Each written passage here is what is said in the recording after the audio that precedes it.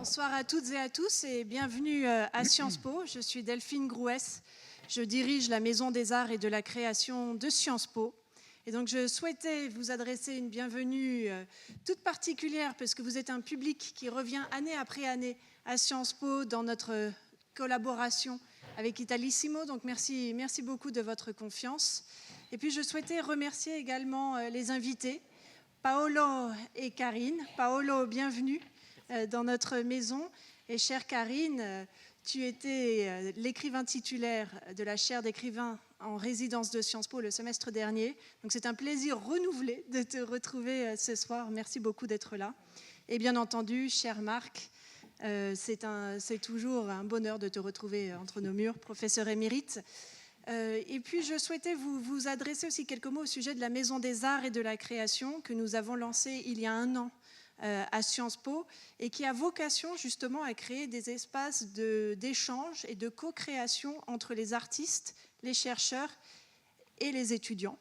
Et c'est pour cela que ce soir, nous ouvrons un événement aux externes, comme tous les événements que nous organisons à la Maison des Arts et de la Création, pour favoriser les échanges entre différentes communautés. Et puis, en ces temps aussi, pour pouvoir nous oxygéner, trouver des bulles d'inspiration, de créativité et d'inspiration, donc croisées entre la France et l'Italie ce soir. Donc merci beaucoup Fabio de nous avoir permis de poursuivre ce partenariat qui avait été lancé par Marc Lazare d'ailleurs il y a quelques années avec toi. Monsieur le Premier conseiller, merci d'être parmi nous aujourd'hui. Je vais vous laisser donc la parole. Benvenuti a tutti et à bientôt. Merci.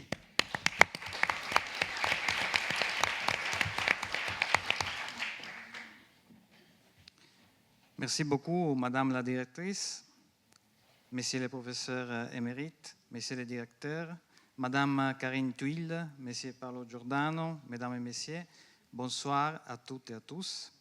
Je suis particulièrement heureux d'intervenir au début de cette rencontre inaugurale de la 9e édition du Festival de littérature et culture italienne Italissimo. Je vous porte les salutations les plus chaleureuses de la part de l'ambassadrice d'Italie, Emanuela D'Alessandro, qui, en étant en déplacement, regrette de ne pas pouvoir assister à cet important événement.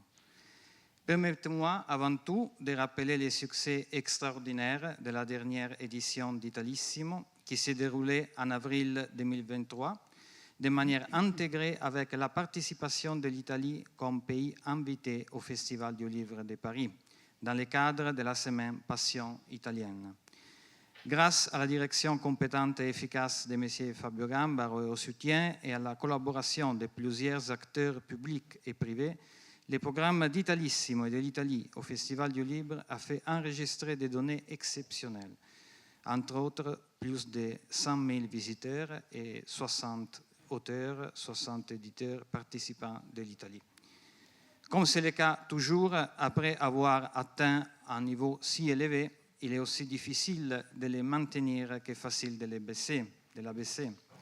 Toutefois, il faut souligner que le programme de cette 9e édition d'Italissimo confirme ultérieurement le festival comme l'une des manifestations majeures sur la culture italienne en France, comme un rendez-vous à ne pas manquer pour tous ceux qui aiment la littérature italienne et comme une occasion privilégiée d'échange entre les éditeurs et les écrivains italiens et français et des dialogues entre nos deux cultures.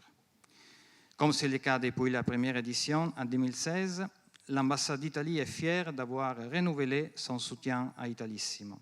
En particulier, dans cette édition, nous avons soutenu la rétrospective sur Goliard da Sapienza à l'occasion du centenaire de sa naissance, ainsi que 4 rencontres entre des auteurs italiens et des traducteurs français visant à souligner l'importance de la traduction pour la promotion de la littérature italienne en France. Finalement, je souhaite remercier vivement l'Institut d'études politiques de Paris, représenté ici par la directrice Delphine Grouès et par le professeur émérite Marc Lazare pour nous accueillir ce soir, le directeur d'Italissimo Fabio Gambaro pour son invitation et tous les mécènes et les partenaires du festival pour leur appui fidèle. Comme l'a déclaré le président Mattarella lors de l'ouverture du Festival du Livre de Paris l'année dernière, lire, c'est partager des connaissances et des valeurs. C'est ainsi que l'Europe renforce son unité et s'ouvre au monde. Je souhaite à toutes et à tous bon Italissimo. Merci beaucoup.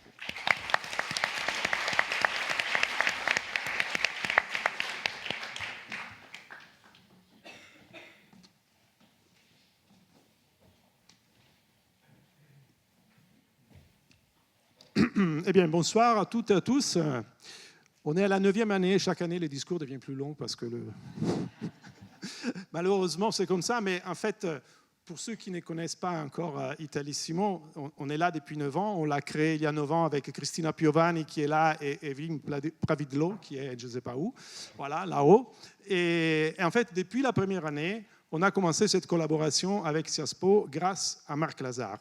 Et donc, cette collaboration se poursuit aujourd'hui avec Delphine Grouès et la Maison des Arts et de la Création, avec lesquelles on a continué de travailler, d'imaginer des rencontres. Donc, Italissimo, c'est à l'ambition de présenter le meilleur de la culture italienne, de la littérature italienne contemporaine, mais pas seulement, et de la faire dialoguer avec la culture française dans un esprit vraiment de dialogue franco-italien ou italo-français. Italissimo, cette année, c'est une quarantaine d'invités, la plupart qui viennent d'Italie exprès pour ce festival, des écrivains, mais aussi des cinéastes, des artistes, etc. C'est un festival sur 17 lieux différents. Et ça, c'est très important parce que c'est vraiment un festival qui est un peu partout dans la ville de Paris.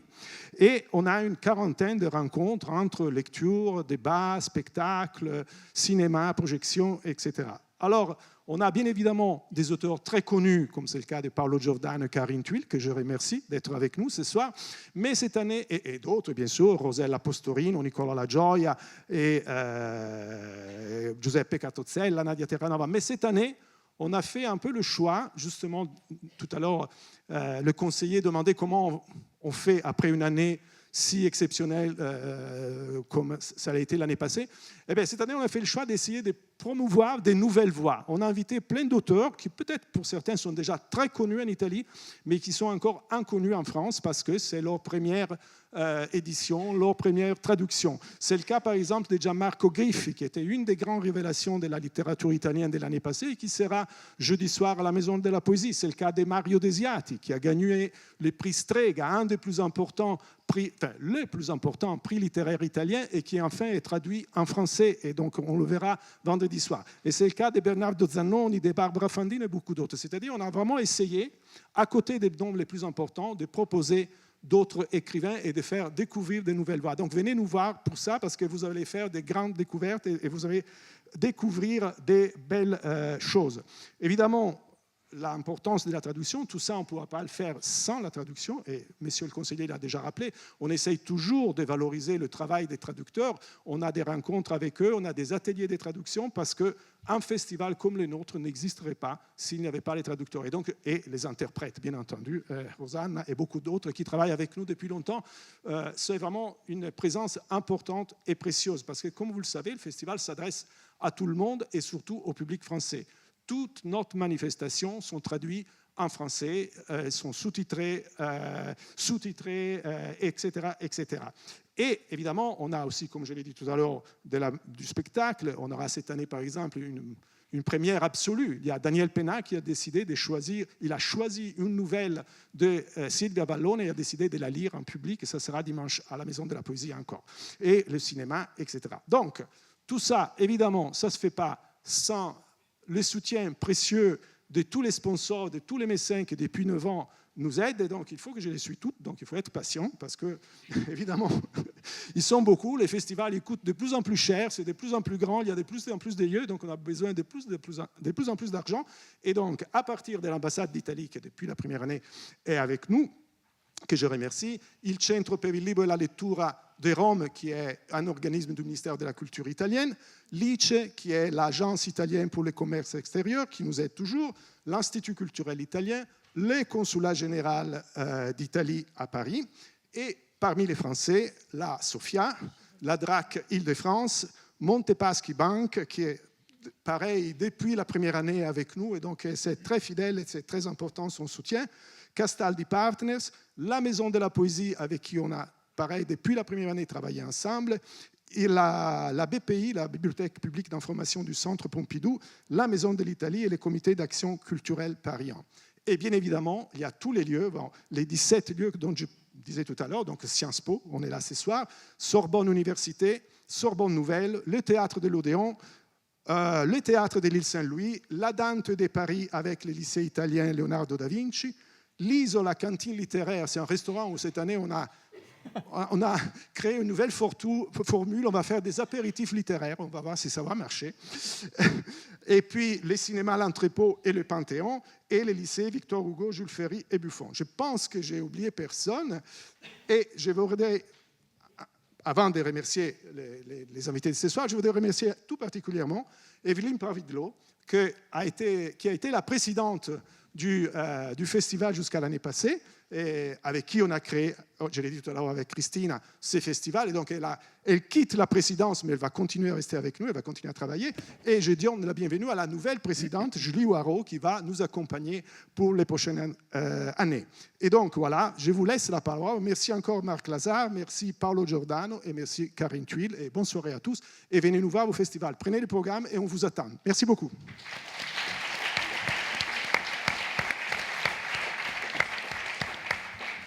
Bien, bonsoir mesdames et messieurs. Merci Fabio pour son dynamisme de cette organisation d'Italissimo. Merci à Delphine qui a toujours soutenu cette initiative. C'est pas par hasard que Italissimo et Sciences Po ont passé cet accord depuis 2016. Je tiens à le dire, c'est qu'il y a un rapport historique très très fort entre cette institution et l'Italie, et qui ne fait que se renforcer. J'en veux pour preuve qu'à la rentrée prochaine, on va avoir un double diplôme au niveau de ce qu'on appelle ici collège, ou pour employer un terme français et italien, l'undergraduate, c'est-à-dire les étudiants qui commencent leurs études entre Sciences Po et la Luis à Rome. Ce n'est pas par hasard non plus que depuis plusieurs années, nous organisons entre Sciences Po et la Luis à Rome les dialogues franco-italiens pour l'Europe, qui réunissent des responsables politiques, des responsables institutionnels, des chefs d'entreprise, des chercheurs, des étudiants, des représentants du monde de la culture. Et nous aurons notre 7e édition les 11 et 12 juin prochains, ici à Sciences Po, une édition qui sera consacrée au rapport entre la France, l'Italie, l'Europe et la Méditerranée. Alors, ce soir, c'est un grand plaisir et un grand honneur pour moi d'accueillir deux écrivains qu'à titre personnel, j'aime beaucoup. Ça tombe bien, ça peut être deux écrivains avec qui Mais il se trouve que je ne connais pas Karine, je connais Paolo. Je découvre donc Karine ce soir.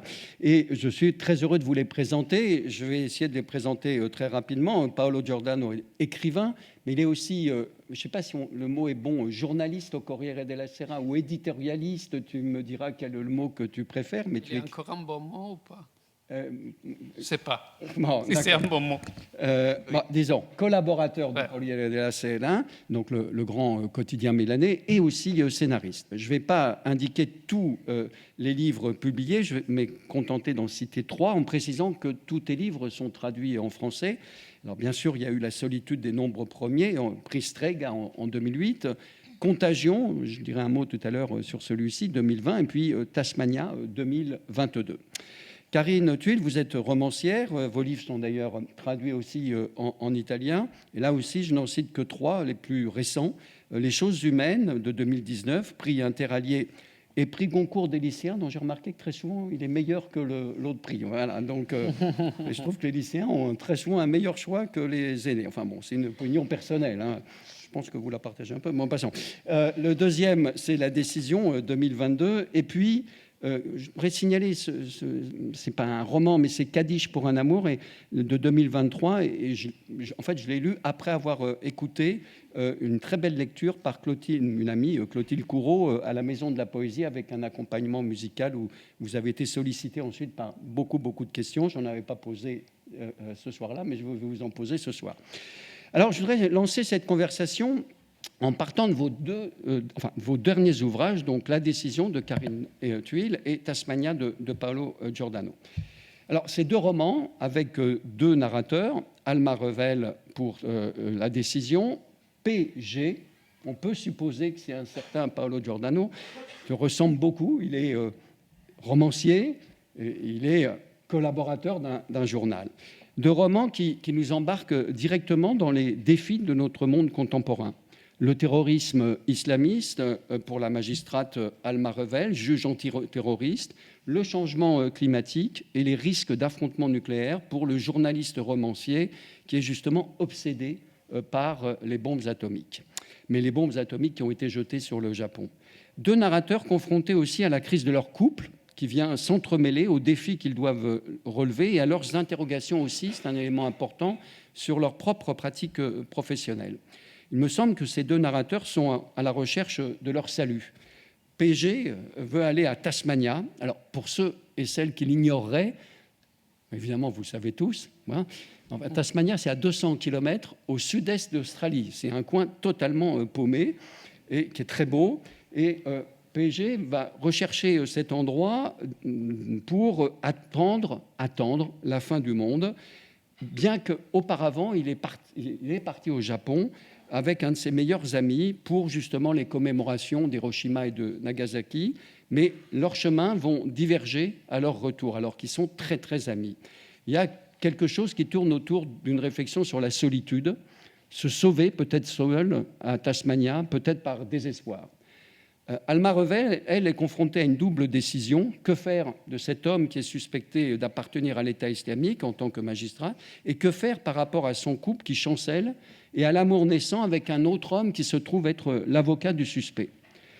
La narratrice va décider, je ne dévoilerai pas ses décisions pour ceux qui n'ont pas encore lu le roman, mais disons qu'elle trouve son salut, est-ce que je pourrais employer le mot, sa rédemption peut-être, dans l'amour. Donc, je m'interroge, quelles sont les possibilités de se sauver face aux défis du monde ? La solitude, pour fuir le monde contemporain, pour PG, l'amour et le bonheur privé pour Alma, bien que cet amour privé, la narratrice le dit à la fin, c'est pour mieux repartir. C'est pour mieux repartir dans son activité professionnelle. Alors là, je fais un rapprochement un peu bizarre, hein, mais ça m'a fait penser à un très grand livre, puisqu'ici on est à Sciences Po, donc un établissement où on pratique les sciences sociales, un livre d'un grand sociologue qui est disparu maintenant, qui s'appelait Albert Hirschman, et qui s'appelait « Bonheur privé et action publique », et qui expliquait... qui faisait toute une rétrospective de tout un siècle, où il disait qu'il y a des moments où on a des actions collectives et des moments où on est dans le bonheur privé. Alors, c'est vraiment une extrapolation que je fais, mais ça m'intéresse de le rapprocher avec Alma. Je ne dis pas vous, Alma Revel.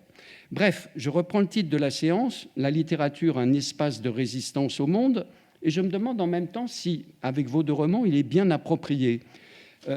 La littérature est-elle un espace de résistance au monde, ou en fait, Paolo, un espace de repli sur soi par désespoir, ou pour vous, en tout cas pour Alma Revel, votre narratrice, un espace de repli dans l'amour pour se ressourcer. Ça vous dérange si on commence par Paolo Giordano pour honorer l'Italie ? Ok. Alors oui, il y aura une traduction consécutive qui est assurée par Rosanna Gasparo. Merci Marc, merci à tous et toutes. Je vais parler en italien parce que vous avez vu les questions que j'attendais sont assez difficiles, donc je me suis dit, ok, avec Marc, peut-être je veux parler en italien.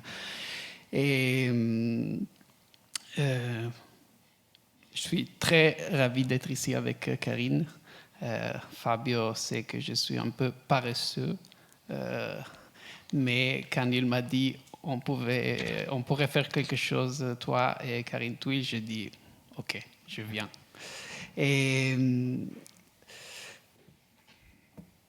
Italiano. È proprio uno dei punti che mi hanno colpito molto nelle relazioni fra i due romanzi, che non sono solo relazioni anche temporali e spaziali, entrambi poi ci torneremo, credo, sono molto legati a certi anni in Francia, a Parigi in particolare, ma probabilmente il legame più profondo fra queste due ricerche nei romanzi è questo rapporto, questa tensione fra pubblico e privato, fra, come hai detto tu, résistance e repli, fra una tensione che è sempre esistita nel romanzo, no? Il romanzo forse si fonda proprio sul rendere privato il pubblico e rendere pubblico il privato, rendere globale il locale il globale, ma è un tipo di tensione che, questa è la mia impressione, che ha portato poi alla storia di Tasmania, è una tensione che è aumentata decisamente e pericolosamente negli ultimi anni. C'est l'un des points qui m'a le plus frappé dans la relation qu'on voit dans ces deux romans. C'est quelque chose qui va au-delà du temps et de l'espace et qui est peut-être aussi lié à une période historique, à certaines années en France et plus particulièrement à Paris. Et c'est un lien profond qui existe entre ces deux recherches. C'est une tension qui existe entre le public et le privé, comme le disait Marc Lazare, entre la résistance et le repli. Mais dans les romans, il y a toujours une tension entre le privé et le public. Le roman peut rendre le public, dans un roman, le public peut devenir privé et le privé public, et même le niveau local peut devenir global, et inversement. Mais cette tension, comme dans Tasmania, elle a dangereusement augmenté ces dernières années. Ci sono molte ragioni, ma ne propongo due che magari poi sviluppiamo. La prima è questa idea che hai menzionato anche tu, se sauver, salvarsi. Quando è che l'idea di la necessità di salvarsi è entrata nelle nostre vite recentemente? Io mi ricordo che non era un'idea presente 20 anni fa, l'idea che ci si dovesse salvare da qualcosa, l'idea quindi che ci fosse un pericolo incombente da molti lati e dal quale bisognasse cercare dei luoghi di salvezza come la Tasmania. E stiamo parlando di persone vere che negli ultimi 10 anni hanno cercato dei posti veri in cui costruirsi dei rifugi, come la Tasmania, persone molto ricche che si preparano a delle forme di fini del mondo. Come è successo questo in Europa? L'Europa in cui io sono cresciuto era l'idea della prosperità, questo dovresti rispondere tu più di noi, ma era l'idea della prosperità infinita e indefinita, era il luogo della salvezza. Quando è entrato nelle nostre vite l'idea che dovessimo invece cercare una salvezza altrove perché questo è un luogo o sarebbe un luogo minacciato? Prego, no. Il y a à mon avis, il y a deux raisons principalement que je développerai. La première, c'est un peu ce que tu disais, l'idée de devoir se sauver. Mais quand est-ce que ce besoin de salut, de sauver nos vies, de se sauver est entré dans nos vies? Cette idée n'existait pas il y a 20 ans. Mais quand est-ce que cette idée de devoir se sauver par rapport à un danger menaçant est entrée dans nos vies?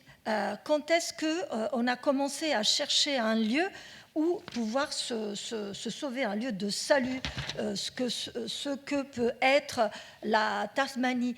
Et ici, on parle de véritables personnes, c'est-à-dire des personnes qui, il y a 10 ans, ont commencé à chercher de véritables endroits ou des endroits qui peuvent servir de refuge, de personnes aisées, de riches qui cherchent des formes de se sauver par rapport à une fin du monde. Alors que moi, j'ai grandi dans l'idée que c'était la prospérité, le salut. Mais quand est-ce que cette idée de devoir se sauver par rapport à un danger est arrivée?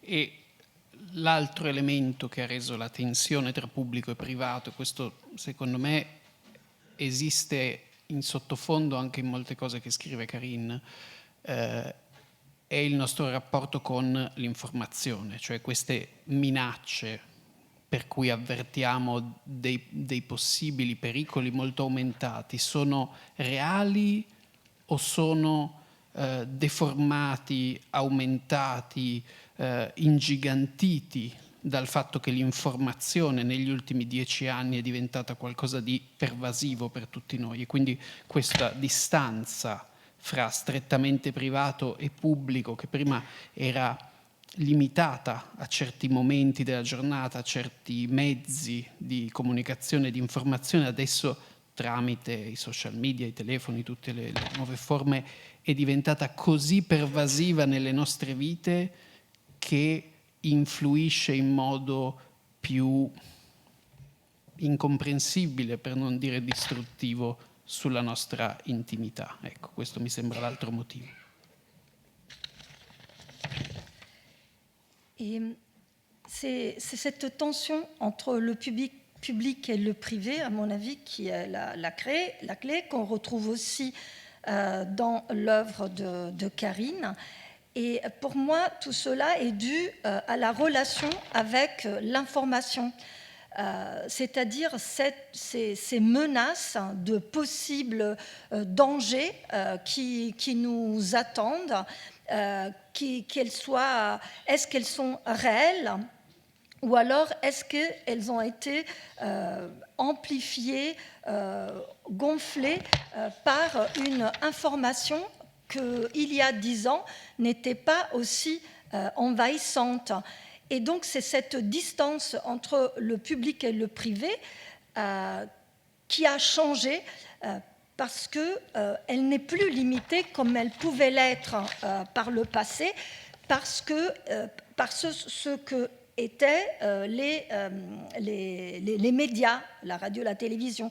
Alors que maintenant, avec les médias sociaux, ça devient tellement envahissant qu'elle arrive à influer, à avoir un impact d'une manière incompréhensible, pour ne pas dire destructrice, sur notre intimité. Bon, je reviendrai sur un point parce que tu n'as pas répondu sur ce qui me semble être Pardon. Non, sur un des aspects du roman, c'est-à-dire ce désespoir. Et ça contraste, me semble-t-il, avec donc votre personnage, cette magistrate, donc confrontée à 2 décisions à prendre. Et j'ai l'impression que, comme je l'ai dit, elle trouve, son repli dans un couple, mais pas pour s'enfermer, pour repartir. Si je veux un peu caricaturer les choses, il y a presque plus qu'une heure d'espoir. C'est une femme combattante qui s'en prend plein la figure, à la fois dans son activité professionnelle, dans son couple, mais qui renaît en quelque sorte. D'abord, moi aussi, je voudrais vous remercier de nous recevoir. C'est toujours un grand plaisir d'être à Sciences Po, et en particulier dans le cadre de ce festival. Donc merci de m'avoir invité. Et moi aussi, en ce moment, je suis en phase d'écriture, donc je ne prends aucun engagement. Mais quand on m'a dit « Est-ce que tu veux participer à une rencontre avec Paolo Giordano ?», j'ai tout de suite dit oui. C'est vraiment un très grand plaisir. J'aime beaucoup son travail. Et je suis vraiment très honorée d'avoir l'occasion d'avoir cet échange ici avec lui. Peut-être je voudrais revenir à votre première question, parce que je la trouvais aussi intéressante, sur cet espace de la littérature comme espace de résistance, et vous parliez de l'amour. C'est vrai que dans le livre, il y a une forme de rédemption par cette rencontre amoureuse, mais je dirais que l'amour, c'est l'espace de l'incompréhension, alors que la littérature, c'est l'espace d'une tentative de compréhension. En tout cas, moi, quand je travaille, d'une certaine façon, ce qui m'a menée d'ailleurs à la littérature, c'est un désir de comprendre ce qui, dans la société, m'échappait complètement. Moi, j'ai toujours écrit, mais j'ai aussi une formation de juriste, donc j'ai toujours été passionnée par les grands débats de société, les grandes questions éthiques et juridiques qui nous animent. Et c'est vrai que la littérature est cet espace du questionnement, et cet espace où l'on va tenter de comprendre ce qui nous paraît incompréhensible. Et peut-être, si je dois trouver aussi un élément commun avec l'œuvre de Paolo, c'est peut-être que dans nos 2 livres, ce sont des romans sur la vulnérabilité humaine. On voit des personnages soumis à des forces contraires, à des contradictions, à des fractures, à des fêlures. Et je crois que la littérature essaye justement de dévoiler ces points de fracture. Vous arrêtez là. Oui, je vais continuer. Mais... Non, mais j'avais, pour faire le contraste avec Paolo Giordano, j'ai l'impression que ce roman, si j'ose dire, est noir, comme on dit en français. Nero, cioè la prospettiva, è il buio totale, l'obscurité complète. Il va à Tasmania, enfin, on peut supposer qu'il va aller pour s'isoler du monde. Il perd sa femme, manifestement. Le monde lui échappe. Or, ce n'est pas le cas d'Alma. Oui, c'est quand même... Non, je ne vais pas dévoiler la fin, mais c'est quand même aussi une réflexion sur la noirceur contemporaine aussi, c'est-à-dire comment on est confronté à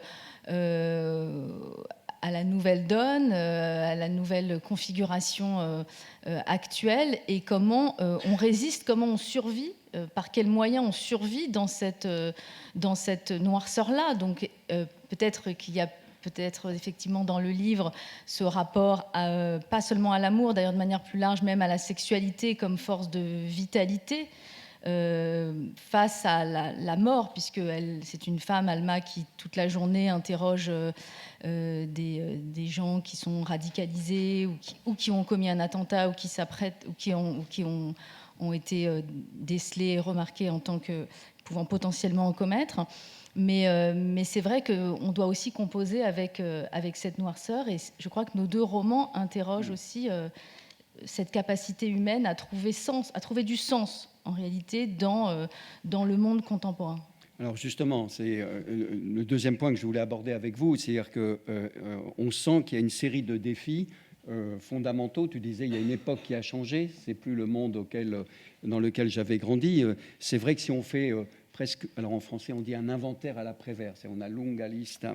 Les défis sont considérables. Les inégalités, le changement climatique, donc il est présent dans ton roman Paolo, les épidémies, il est présent dans Contagion, que tu écris au moment du Covid, les guerres, ça vous n'en parlez pas. Enfin, si, la guerre, le terrorisme, dans le cas de votre roman, mais désormais les guerres sur le sol européen. L'Ukraine est en Europe, au Moyen-Orient. On peut ajouter l'ascension des populismes, les menaces sur les libertés, la montée du racisme et de l'antisémitisme, les violences sexuelles et les comportements sexistes. C'est présent dans Les choses humaines. C'est un élément très important du ressort de ce roman. On pourrait dire que d'ailleurs, dans d'autres romans que je n'ai pas cités, vous l'avez dit, vous dites la littérature est faite pour essayer de comprendre la société. Et c'est vrai, moi quand j'enseignais ici, très souvent, je disais à mes étudiants, si vous voulez comprendre le totalitarisme, plutôt que de lire des ouvrages de sciences politiques ou d'histoire, lisez Vie et destin de Vassili Grossman, ou vous lisez Václav Havel, vous en apprendrez beaucoup plus. Mais on sent que, pour reprendre l'expression que vous avez employée l'un et l'autre, que vous êtes percutés par ces événements.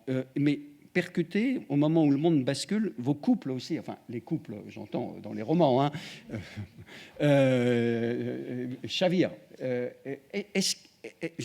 Pourquoi avoir, si j'ose dire, mis ensemble ces 2 éléments, en dehors peut-être des raisons biographiques qui ne m'intéressent pas, mais qu'est-ce qui justement... Ça ne t'intéresse pas vraiment ? Non. Moi, je suis quelqu'un qui respecte beaucoup les intimités. Mais justement, votre intimité est dévoilée un peu. En tout cas, celle d'Alma, je précise bien, tandis que PG, on peut penser quand même que ça te ressemble beaucoup. Donc, comment pourquoi ce besoin de mettre en relation ces défis qui percutent tout le monde, mais qui vous percutent comme romancier, et justement, cette crise du couple? On va peut-être commencer par Karine cette fois-ci. L'intime est politique, et il me semble qu'à travers les descriptions d'un couple ou d'une rupture, on raconte aussi la société, parce que justement, dans l'espace privé, il y a des rapports de force qui sont sans cesse déséquilibrés. Il y en a un qui est dominant et puis il y en a un qui est dominé et ça s'inverse en permanence. Ce qui est le cas dans le roman. Ce qui est le cas dans le roman, mais je crois que dans la vie aussi, les rôles sont jamais complètement définis et c'est d'ailleurs ce qui rend... Excusez-moi de vous couper juste pour vous dire que le mari d'Alma est un écrivain en panne d'inspiration. Oui. Voilà. Voilà. Et c'est vrai que c'est aussi ce que j'ai essayé d'ailleurs de montrer dans Les choses humaines, c'est comment y a beaucoup de complexité dans ces relations privées, dans cette intimité. Et pour revenir d'ailleurs au rôle de la littérature, je crois que la littérature, son rôle, c'est aussi d'apporter de la complexité et de la nuance dans une société qui tend de plus en plus à nous proposer des versions binaires du réel, des versions extrêmement simplifiées. Et donc peut-être qu'utiliser justement la force de l'intimité, la force du récit privé, permet aussi d'éclairer la violence publique. Et d'ailleurs, dans le livre de Paolo Giordano, moi j'ai particulièrement aimé justement ces pages qu'il consacre au doute face une forme de déclin du couple, du désir, comment on survit, comment on fait perdurer l'amour, comment on trouve sa place dans un couple. Là, en plus, dans son livre, il y a la question de l'âge. La femme est plus âgée. J'ai trouvé ça très intéressant d'explorer aussi le couple à travers cette question-là, qui est rarement abordée. Enfin, en tout cas, moi, en littérature, je ne l'avais jamais perçue de cette façon. La question de la paternité, de la transmission. Et donc, je trouve qu'à travers ce récit intime, privé, il raconte aussi quelque chose de la société. Paolo? Prima Carina ha usato il verbo survivre ed era proprio tutto il tempo della scrittura io avevo in mente questa idea della sopravvivenza, no? Dell'essere sopravvissuti tutti quanti in realtà al periodo pandemico, che è stato un periodo molto strano, dopo il quale io ho iniziato a scrivere, e mi sembrava che questa sopravvivenza fosse anche un'occasione di sincerità inedita, perché intanto i sopravvissuti sono le voci più interessanti che vogliamo ascoltare, in quel momento lo eravamo tutti, ma soprattutto c'è nella sopravvivenza per un attimo la possibilità di essere meno vergognosi, meno pudichi, meno schermati rispetto a tutte le cose che normalmente ci angosciano e che d'un tratto diventano prive di importanza. E questo per la scrittura mi sembrava un'occasione incredibile per esporre l'intimità, come diceva Carina, alla fine è la vera sfida di ogni scrittore, ogni scrittrice, a ogni libro. Sarai capace questa volta di esporre la tua intimità in modo pericoloso? In modo pericoloso, hai detto? Sì. Karine a utilisé le verbe survivre et en effet c'est ce mot, c'est la survie, la pensée que j'avais dans ma tête pendant l'écriture. En quelque sorte, nous avons tous survécu à la pandémie et le fait de survivre, d'avoir survécu à quelque chose, nous offre une occasion de sincérité inédite. Et pour moi, les voix de ceux qui ont survécu sont les plus intéressantes parce que dans la survie, dans des moments de survie, on a moins honte, on a moins de pudeur, on a moins d'écran entre nous et nos angoisses. Et pour l'écriture, ça c'est une occasion formidable. Et donc c'est un peu ce que disait Karine, c'est que c'est le défi de chaque écrivain, écrivaine, de se demander est-ce que je réussirai à exprimer ma propre intimité dangereusement. E voglio solo aggiungere una cosa perché è molto legata ad esempio alle choses humaines, al libro di Carine. In modo particolare nel presente mi sembra, lei parlava di vulnerabilità prima, io direi addirittura di debolezza, di faiblesse, mostrare tra tutte le intimità la vulnerabilità nella sessualità maschile, cioè decostruire il mito sessuale, propagandato, maschile, mi sembra uno in realtà degli atti letterari più intrinsecamente politici che si possano fare adesso, ed è una strada che a me interessa, che ho iniziato molti anni fa, che anche Karin porta avanti. C'è qualcosa nel decostruire quel mito ancora così granitico che ha a che fare strettamente con il presente. J'aimerais rajouter quelque chose parce que ça m'a fait penser aux choses humaines, au roman de Karine, et c'est ce mot vulnérabilité, je dirais même faiblesse, parce que le fait de montrer la vulnérabilité dans la sexualité masculine, c'est quelque chose d'important, c'est la déconstruction du mythe sexuel qui fait l'objet de tant de propagande, la sexualité masculine. Et donc le fait de la montrer, c'est un acte littéraire intrinsèquement politique. Et moi, ça m'intéresse, ça m'a toujours intéressé depuis un certain temps. Karine s'y intéresse aussi. Et donc, pour moi, c'est intéressant de déconstruire ce mythe qui est pratiquement gravé dans le marbre, dans la relation d'aujourd'hui. Oui, Je voudrais juste rebondir. Moi, j'ai été très marquée par l'œuvre de l'écrivain américain Philip Roth, justement, qui a toujours beaucoup abordé la question du sexe comme un point de cristallisation des tensions de la société. Et il disait d'ailleurs que la retenue n'est pas faite pour les romanciers, pas plus que la honte. Et je rebondis sur ce qu'a dit Paolo. C'est vrai que quand on écrit, on doit absolument jamais penser à la pudeur, à la réception, à la façon dont le livre va être lu et perçu. Et on sent d'ailleurs dans son texte cette grande liberté. Pour moi, un grand roman, oui, dans le texte de Paolo, cette grande liberté. Et pour moi, un grand roman, c'est un roman où l'on sent la liberté du propos et aussi la liberté de l'auteur qui, justement, n'obéit pas forcément au code contemporain. Je dis cela parce que moi, j'ai travaillé aussi pour le cinéma et notamment sur l'adaptation de La Décision. Et c'est vrai que le cinéma, c'est un univers où on est beaucoup plus contrôlé, on est beaucoup plus formaté. Il y a une maîtrise, il y a une volonté parfois d'obéir à certains codes, à certaines injonctions sociales. Et le roman échappe encore à cela. Mais c'est étonnant parce que je ne pensais pas qu'on parlerait des choses humaines, mais moi, je n'avais pas du tout souvenir de cet aspect qu'a évoqué Paolo dans les choses humaines. J'avais retenu, peut-être c'est mon côté un peu sociologue, la dimension du milieu social qui est justement percutée par le fait que le fils est accusé de viol et comment on se comporte dans ces cas-là dans un certain type de milieu. Peut-être qu'il faut que je relise le roman, donc il y avait un aspect qui m'avait échappé.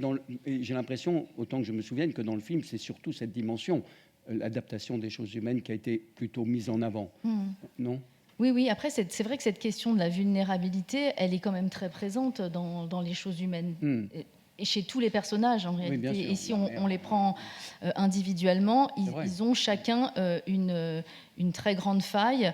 Et c'est d'ailleurs ce que m'avait dit un grand avocat, le point commun de toutes les personnes qu'il avait rencontrées au cours de sa carrière, c'était la vulnérabilité. C'était à quel point les êtres sont fragiles. Alors, c'est bien que vous fassiez allusion à l'avocat parce qu'il y a une autre chose qui est très marquante, alors, notamment dans Tasmania et dans La Décision, mais c'est vrai pour beaucoup d'autres de vos livres, c'est que vous êtes deux écrivains. Alors, vous insistez beaucoup ce soir sur la question de l'intimité, sur la relation. Donc, c'est toi qui as insisté, c'est oui, pas nous, c'est toi. C'est dans le livre, je ne l'ai pas inventé. Je l'ai pas inventé. Mais vous insistez, encore une fois, beaucoup sur cette imbrication, on va dire, entre le monde et la manière dont ça nous percute. J'aime bien ce mot, chacun d'entre nous et vous comme écrivain. Mais il y a un autre aspect très fort, c'est que vos deux livres reposent sur des enquêtes très approfondies Paolo, tu fais cette enquête sur les 2 bombes envoyées par l'armée américaine en 1945, donc Hiroshima et Nagasaki. Il y a toute une enquête.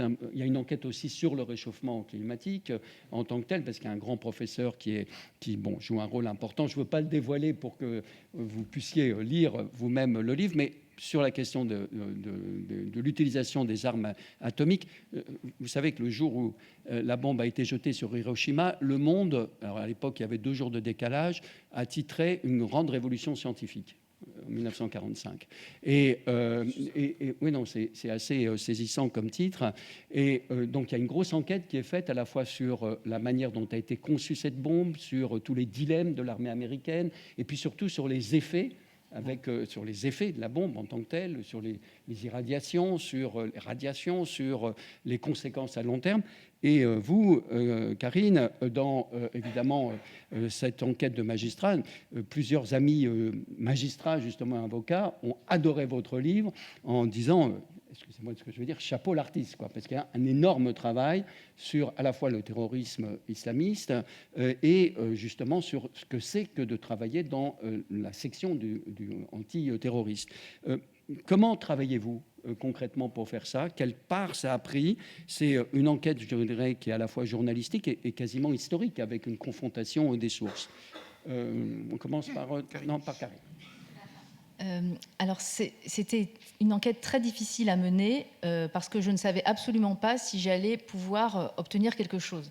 Pour les choses humaines, j'ai passé 2 ans à assister à des procès pour viol aux assises. L'accès est libre. Je savais que je pourrais obtenir quelque chose. Et pour le travail avec les juges d'instruction antiterroriste, c'est un univers extrêmement fermé.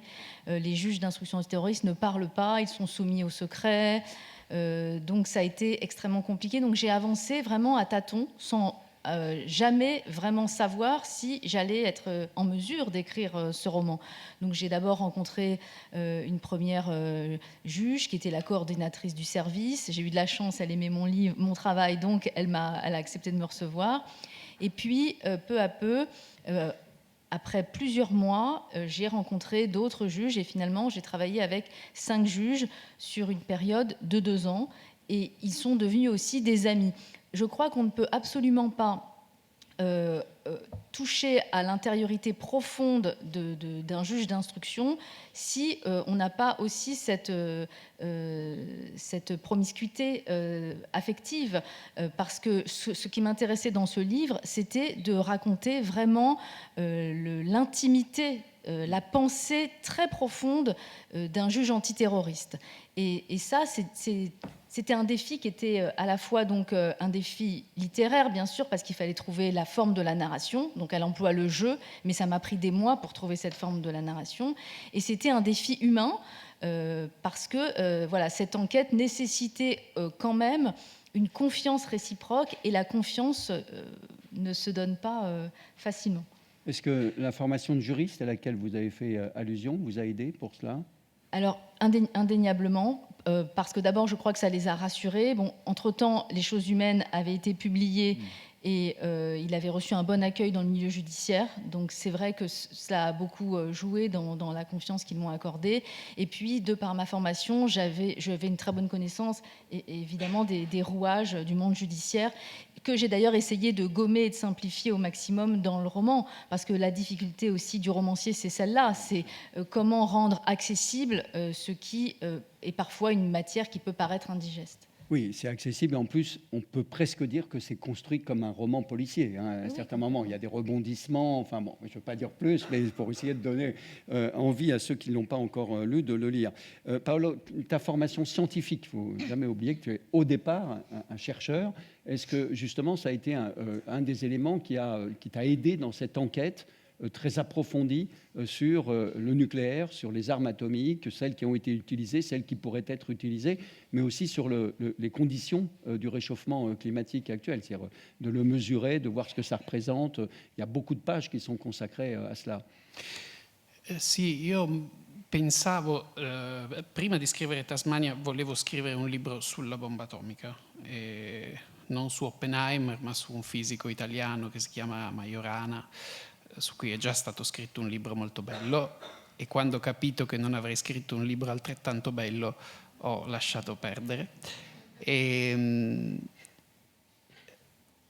Però avevo lavorato tanto sulla bomba, avevo letto molti libri, avevo studiato la bomba all'università e poi scrivendo Tasmania mi sono accorto che ne sapevo pochissimo. Si può essere esperti anche scientifici in delle cose senza aver capito molto dell'essenza di quelle stesse cose. E ciò che non avevo mai considerato era il punto di vista dei giapponesi, dei sopravvissuti, che è un punto di vista che è stato molto messo da parte dalla narrazione dominante. Tu citavi quel titolo che io non conoscevo, ma mi sembra la prova evidente. Così è stato anche nel tempo successivo e in realtà quello che a volte serve nella scrittura è semplicemente questo: all'informazione si arriva sempre, è solo una questione di tempo, ma un cambiamento di punto di vista a quella promiscuité affective con delle persone, molto bella questa espressione che ha usato Karine.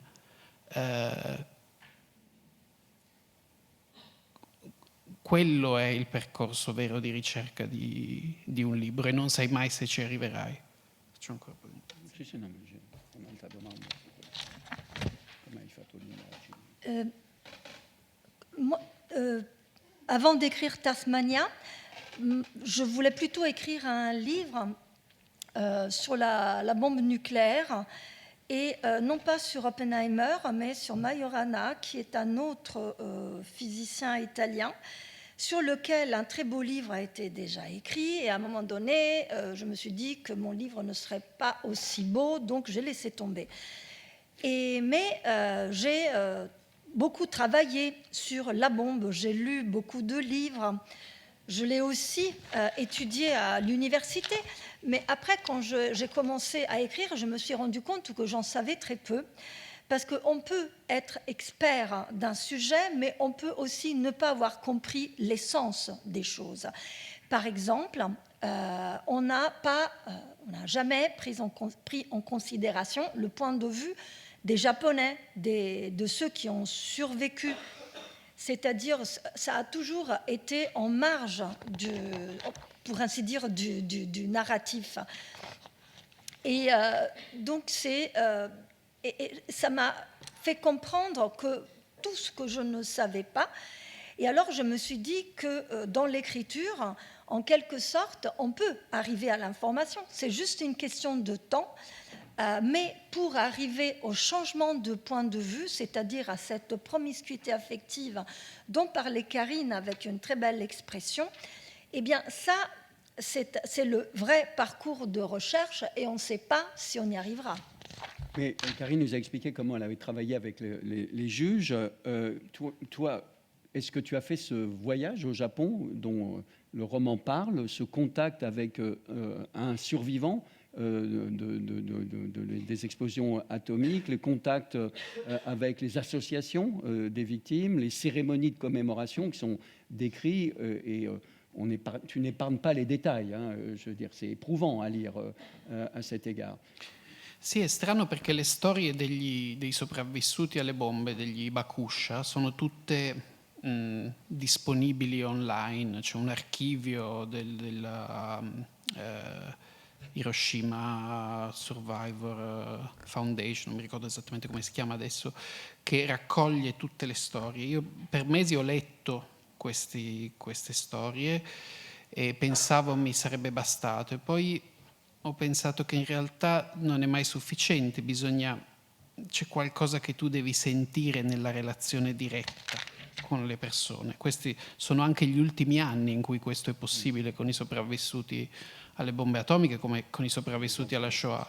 E quindi con un po' di fatica, era ancora pieno Covid, quindi si poteva fare tutto solo da remoto. Ho contattato queste associazioni e alla fine uno di questi sopravvissuti, che parlava solo giapponese peraltro, ha accettato di parlare lungamente con me, si chiama Terumi Tanaka, ed è stranissimo come io gli ho chiesto all'inizio della nostra conversazione di dirmi i dettagli, di cercare di dirmi più dettagli possibili di ciò che gli veniva in mente. Lui aveva 13 anni a quel tempo. E nel suo racconto per me tutto è stato nuovo. Ogni dettaglio che lui ha portato apriva una parte di comprensione di quell'evento alla quale io non avevo mai pensato. Ecco, questo forse è davvero la risposta al rapporto tra l'intimo e il pubblico, no? I dettagli della vita intima hanno un portato di verità sulla storia collettiva che nessun trattato di sociologia forse potrà mai arrivare a contenere. Scusami, Raluca. Ce qui est étrange, c'est que justement l'histoire de ces survivants, de ces Hibakusha, qui d'ailleurs sont toutes disponibles online, sont toutes disponibles en ligne. Il y a des archives d'une fondation, je crois qu'elle s'appelle Hiroshima Survival Foundation, où toutes ces histoires sont présentes, et moi je les ai lues en ligne pendant des mois.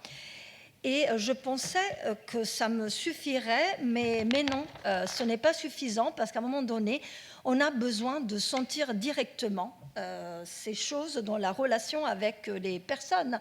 Et d'ailleurs, ce sont les dernières années qu'on peut avoir en direct ces témoignages, aussi bien ceux des survivants de la bombe nucléaire que ceux des survivants de la Shoah. Et donc, avec beaucoup de travail, on était à l'époque de la Covid, donc c'était compliqué, j'ai tout fait à distance. J'ai contacté cette association et finalement, un de ces survivants a accepté de parler avec moi. Il s'appelle Teroni Kama. Et donc, il a accepté de parler avec moi et je lui ai demandé de me donner le plus de détails possible qui lui venaient à l'esprit. À l'époque, il avait 13 ans et son récit, dans son récit, pour moi, tout était complètement nouveau. Chaque détail m'ouvrait une nouvelle compréhension de cet événement à laquelle je n'avais jamais pensé.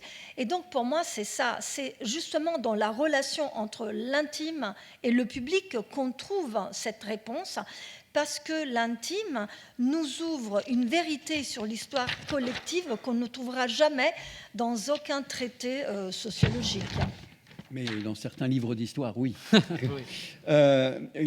Bon, la séance s'appelait la littérature un espace de résistance, point d'interrogation. C'était le thème choisi par nos amis d'Italissimo. Je voudrais vous poser une dernière question avant de passer la parole au public. Est-ce que plutôt qu'un espace de résistance, à lire vos livres, est-ce que ce ne serait pas un esprit de résistance? Est-ce que, bon, je joue un peu sur les mots, mais quand on accole les mots littérature et résistance, évidemment, on a toute un imaginaire, mais fondé sur la production, justement, pour ne penser qu'à la résistance en France et en Italie. Je sais pas, les poèmes d'Éluard, les poèmes d'Aragon, l'Armée des ombres de Kessel, en Italie, Elio Venturini, Uomini e non, par exemple, Il Sentiero dei Nidi di Ragno de Italo Calvino, et surtout pour moi le plus beau, celui de Beppe Fenoglio, Il Partigiano Johnny. Donc, effectivement, quand on pense à cette production, c'était à la fois, vous disiez, Karine, des gens qui cherchaient à comprendre, mais surtout, ils racontaient, ils témoignaient, mais ils voulaient faire prendre conscience. Alors, toutes choses étant égales par ailleurs, mais face à l'ampleur des défis dont vous reconnaissez l'un et l'autre, l'une et l'autre, que, encore une fois, ils vous percutent, est-ce que plus qu'un espace de résistance, pour vous, la littérature, c'est une forme d'esprit de résistance? Tout à fait, c'est un esprit de résistance, c'est un espace de liberté infinie, et c'est peut-être malheureusement l'un des derniers grands espaces démocratiques, l'un des derniers grands espaces où on peut absolument tout écrire. parce qu'on le voit, il y a de plus en plus de réticence, de pression, de limitation aujourd'hui à la liberté d'expression, à laquelle moi personnellement je suis très attachée. Je suis très attachée au débat, au pluralisme des idées, au pluralisme des opinions et à la possibilité de chacun de les exprimer. Même, je crois même que c'est la richesse d'une société, c'est de pouvoir penser contre soi-même, donc discuter avec des gens qui ne pensent pas comme nous. Et la force de la littérature, c'est justement de pouvoir tout dire à travers la voix de nos personnages, donc soit par le récit, bien sûr, en employant le jeu et en assumant ce que l'on pense, mais aussi par le jeu de la multiplication des points de vue qui permet aussi d'offrir au lecteur cette possibilité justement d'avoir ces espaces de liberté, de penser contre lui-même et de raconter la complexité de la société dans toute sa vérité. C'est aussi, on dit que le travail du juge, c'est la manifestation de la vérité, et je crois que c'est aussi le rôle de l'écrivain, de faire en sorte que une forme de vérité, parce qu'il n'y a pas une vérité, mais comme disait Nietzsche, des perspectives sur la vérité, mais que des perspectives sur la vérité se dessinent grâce au livre, grâce à la littérature. Donc c'est bien sûr une façon de résister. Paolo. Intanto torno a un'espressione che ha usato Carina all'inizio, che mi sono appuntato e su cui vorrei tornare, che è la letteratura come tentativo di comprensione, dove per me l'importanza è veramente nel fatto che debba restare un tentativo. E ogni scrittore sa che il romanzo è e deve finire con le domande. Questo è un altro punto secondo me molto interessante in comune dei due libri, no? In La Décision ci sono tutti questi interrogatori dove qualcuno pone domande, la giudice pone domande, e io ho lavorato molto con le interviste, con le domande di nuovo, la domanda come strumento intanto. Questo è già in sé una forma di resistenza in un presente che è basato per lo più su risposte. Et Karine a dit quelque chose qui m'a plu, que j'ai noté, c'est-à-dire que la littérature est une tentative de compréhension, et pour moi, elle doit rester telle. C'est-à-dire que tout écrivain sait qu'un roman commence et se termine sur des questions, et c'est là le point commun, parce que dans La Décision, il y a beaucoup d'interrogatoires, la juge pose beaucoup de questions, et moi j'ai travaillé avec des interviews, et donc les questions en tant qu'outil, et ça c'est une forme de résistance à l'heure actuelle, où on a plutôt tendance à donner des réponses. Ma quando hai detto esprit de résistance mi sono chiesto, la resistenza è a tante cose quando si scrive un libro, no? Uno deve anche solo resistere alla voglia di non farlo, è la più strenua forma di resistenza, ma la resistenza che forse mi interessa di più in questo momento e che riguarda gli scrittori e le scrittrici è il tornare a parlare delle cose di cui nessuno vuole ascoltare. Io credo che scrivere degli attentati terroristici in Francia adesso sia un modo di resistere a qualcosa che nel dibattito pubblico è non parlatemi più degli attentati, eppure noi dobbiamo tornarci. E per me scrivere di quegli stessi anni è stato resistere a quest'idea di lasciare andare le cose senza cercare un senso. Ecco, questa resistenza secondo me veramente spetta molto a chi scrive oggi, perché le altre forme di comunicazione e dibattito tendono a non farlo.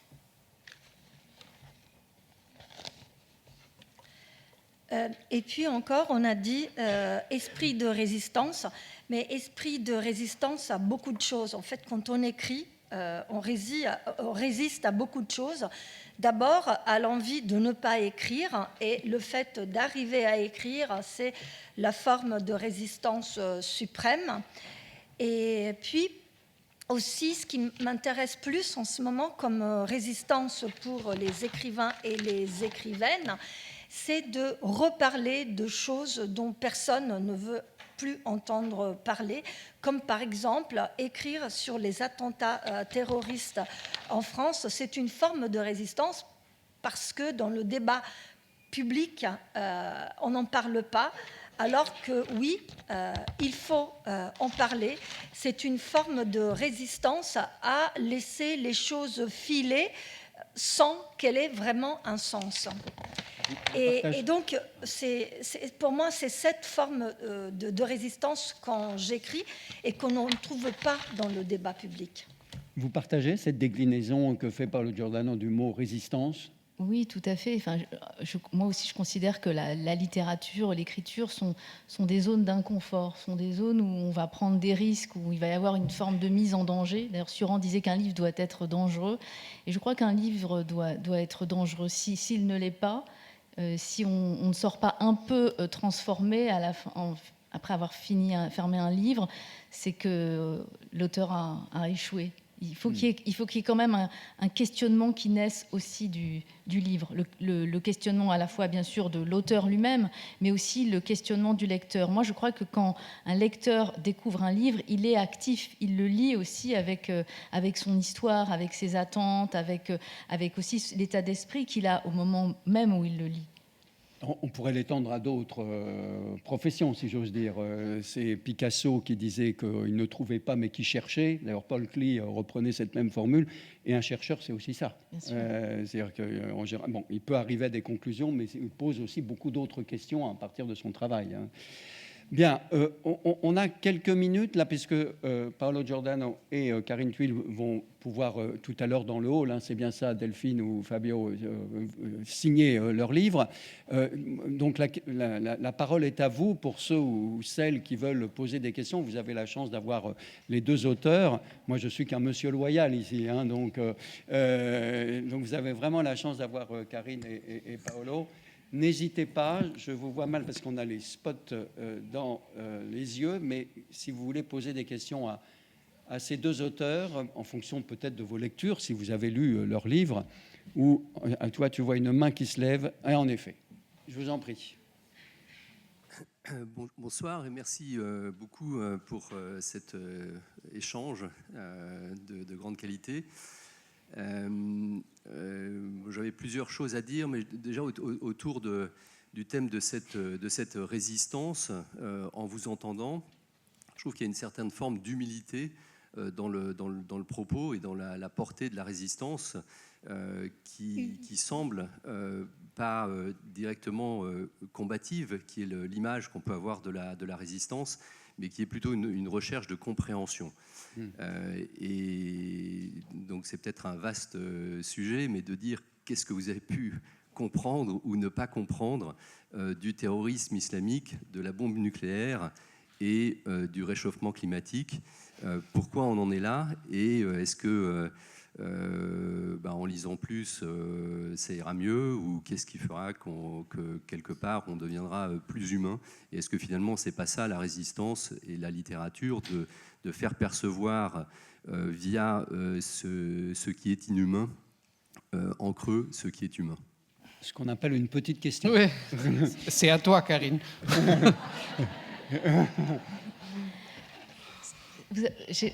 Merci beaucoup. Merci. Des questions profondes, effectivement. Merci, et j'ai beaucoup aimé l'emploi du terme humilité. Parce que pour moi, l'écriture, c'est vraiment l'expérience de la solitude et de l'humilité. Et d'ailleurs, mon dernier texte est un recueil de poèmes. Je crois que c'est l'expérience d'humilité ultime. Parce que quand vous écrivez un recueil de poèmes, vous savez qu'il n'y aura peu, enfin pas tellement d'intérêt médiatique, aucun enjeu économique. On est vraiment dans un enjeu purement littéraire et sensible. Et je crois qu'on ne doit pas oublier que justement on travaille avec un matériau, parce qu'on est des artisans, il me semble, et on travaille avec un matériau qui est impalpable, énigmatique. D'ailleurs, il y a de très belles pages dans le livre de Paolo Giordano sur l'errance de l'écrivain. C'est-à-dire, moi, ça m'a un peu déculpabilisée par rapport à mes journées où il ne produit rien à certains moments. Voilà, il marche beaucoup, il ne produit rien. Mais l'écriture, elle est aussi constituée de tous ces moments où l'on est en apparence improductif. Paolo, il marche et il court, hein, je précise. Il court notamment le long du Tibre. Karine a utilisé le mot sensible. Je dirais que c'est ça, non? C'est la possibilité de revenir à sentir quelque chose, à être ému, on dit? Ému. Par des choses qu'on sait. On sait beaucoup de choses aujourd'hui. On est très informé, on est beaucoup plus informé qu'il y a quelques années. Mais savoir les choses ne veut pas dire être ému et traversé. Transpercé par les choses, peut-être? Ce n'est pas la même chose. Donc, il nous faut de plus en plus de moyens pour accéder avec une âme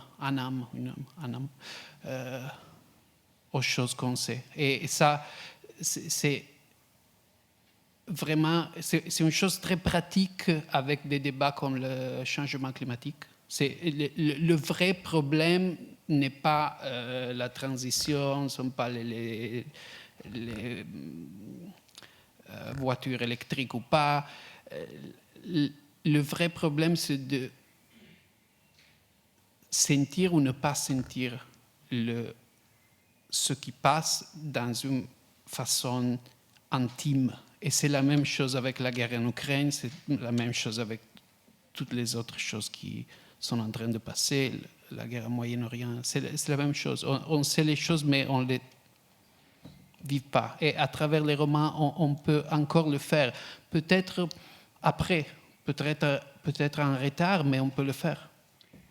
Merci. Est-ce qu'il y a d'autres questions? Je précise, en attendant qu'une main se lève, que j'ai présenté le roman de Paolo comme désespéré, mais il y a des passages drôles, faut le dire. Je le précise, hein, il y a des passages drôles. Notamment, il est poursuivi par la rédaction de son journal qui attend l'article que, justement, il n'arrive pas à écrire ou qu'il ne veut pas écrire. Et donc, on voit ce que c'est que la pression d'un directeur de journal qui exige quelque chose. Ouais, il y a d'autres aspects. Donc, Madame. Oui, bonsoir. J'aurais deux questions. Une plus petite question, d'abord pour Paolo Giordano. Je voudrais savoir si cette question concerne le prénom Curzia. Et je voulais savoir si c'était une allusion masquée à Curzio Malaparte et à son grand roman de la catastrophe, La Pelle. Et la deuxième question, c'était une question plus générale, plus vague. Pensez-vous réellement qu'il y ait un salut privé quelque part en cas de guerre atomique à Tasmania ou ailleurs? C'est une question aussi pour Karine, hein, qui ne parle pas de la bombe atomique, mais qui parle du terrorisme islamiste. Le salut privé de la bombe atomique? Par rapport en général. En général. Curzia, je ne sais pas comment je suis arrivé à ce nom-là. C'est très bizarre. Je ne connais même pas encore. Je connais deux Curzia, Curzio Malaparte et Curzia dans le livre, mais je ne sais pas si ils sont liés. Ah, mais il n'y a pas de lien. Moi aussi, j'avais pensé à un lien. Non, il n'y a pas de lien. Je n'ai jamais lu l'appel que je voudrais lire. Bon? Ouais, jamais. Ouais, je n'ai pas lu tout. Hein. Quand même, c'est un des classiques de la littérature italienne. Oui, je sais, il y en a beaucoup. Tout ça. Mais maintenant, il faut le lire, non? Parce que c'est un auteur qui... Ouais, pas seulement pour la question, mais c'est un des auteurs que notre nouveau gouvernement aime beaucoup, non? Donc, il faut le lire. C'est un peu hype, maintenant. Ça, c'est un mauvais procès. Ça, c'est ce qu'on appelle un mauvais procès. Oui? Oui. Là, il faut lire... Si vous lisez, outre les romans de Malaparte, il faut lire l'extraordinaire biographie qu'a écrite Maurizio Serra sur Malaparte, qui est vraiment un très, très beau livre. Pardon. Pourquoi on n'avait jamais parlé de Curzio Malaparte, toi et moi? Non, pardon. Je suis un grand admirateur de Malaparte, moi. Et par rapport à se sauver, je ne sais pas, j'y essaie chaque jour dans une façon différente. Ouais. Je dirais que le fait même d'écrire des romans aujourd'hui, c'est un grand acte d'espérance, je dirais. C'est dans soi-même. Pour plusieurs motivations. Karine, vous pouvez peut-être répondre aussi, même si la question ne vous était pas adressée, mais est-ce que, encore une fois, cette relation privée, là vous preniez l'exemple dans le roman de Paolo des bombes nucléaires et du réchauffement climatique, vous avez abordé d'autres sujets dans vos romans. Ben, c'est vrai que c'est difficile de donner du sens et de... Je dirais que par nature, souvent, les auteurs, nous sommes des êtres assez pessimistes. Et justement, on écrit pour survivre, pour donner du sens et pour essayer de trouver notre place dans le monde. Moi, je crois qu'on écrit aussi pour trouver sa place dans le monde, parce que c'est très difficile. Et évidemment, aujourd'hui, et notamment aussi pour les jeunes générations, donc comment on survit à cela? Et je suis d'accord avec Paolo, c'est vrai que l'écriture, c'est cet espace de solitude dans lequel on trouve une certaine combativité. C'est vrai qu'on en parle peu. Enfin, beaucoup de gens ont envie d'écrire, mais à chaque fois, je leur dis, mais est-ce que vous aimez la solitude? Parce que je crois qu'on devient écrivain aussi par goût de la solitude. Et ce goût de la solitude dit quelque chose de notre rapport au monde, qui est quand même un rapport un peu sombre. Ah bon, c'est une bonne fin de soirée, merci beaucoup. Là, est-ce qu'il y a une autre question dans le public? Là, je regarde, je ne vois pas pour le moment. Non? Oui, pardon, ce sera la dernière, je vous en prie. Merci. Madame Tulle, vous avez dit, ce que j'ai noté, que la littérature était le dernier espace où on pouvait encore s'exprimer. Vous avez fait une comparaison avec le cinéma. Donc j'ai deux questions, y compris pour l'un et l'autre. Est-ce que vous pensez que le théâtre est aussi brimé? Il y a aussi une expression sur l'écrit. Et est-ce que vous pensez que la littérature est menacée dans l'avenir? Avec tout ce qu'on peut dire. Parce que là, vous avez évoqué catastrophe nucléaire, le changement climatique. On peut parler des catastrophes politiques qui peuvent arriver. On peut. Et ça, ouais, déjà il peut y avoir une réaction sur les expressions, y compris des écrivains, et la concentration des éditeurs. Pour le théâtre, je ne saurais pas vraiment répondre parce que je ne vais pas souvent au théâtre, donc je ne voudrais pas vous donner une réponse fausse. Par contre, pour la littérature, c'est une question qui commence à se poser. Il y a eu une petite polémique récemment en France, justement, sur l'existence de ce qu'ils appellent les sensitive readers, donc des lecteurs qui sont payés pour relire des textes et éventuellement inciter l'auteur à apporter des corrections à son livre pour plaire à un plus large lectorat ou pour obéir à l'air du temps, se soumettre à l'air du temps. Il y a eu donc toute une polémique entre un auteur, je crois que c'est Kevin Lambert qui avait eu le prix Médicis, et Nicolas Mathieu, oui, qui s'était insurgé contre l'utilisation, le recours à ces lecteurs. Moi, j'avoue que j'ai pu aborder, notamment ces dernières années dans mes livres, des sujets extrêmement sensibles en toute liberté. Éventuellement, voilà, ça peut créer du débat, mais je n'ai jamais été censurée de quelque façon que ce soit.